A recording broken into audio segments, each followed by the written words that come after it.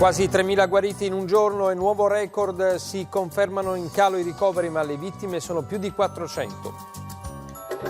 Fase 2, Conte vede la task force, ripartenza sarà graduale dal 4 maggio, quasi 3 milioni di italiani torneranno al lavoro. Bergamo, il dramma di 1000 famiglie, i nostri cari portati fuori dalla Lombardia per la cremazione e ora ci chiedono di pagare le spese. Giornata della Terra, Papa Francesco, la natura non ci perdonerà, Greta Thunberg, clima e virus, emergenze da gestire insieme. Nuovi alfieri della Repubblica, Mattarella nomina 25 giovani che si sono distinti per il loro impegno civile e sociale.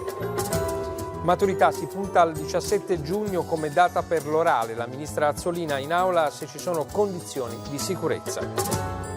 Il sogno interrotto di Nazario per una promessa, il 28enne pugliese stava percorrendo tutta l'Italia a piedi.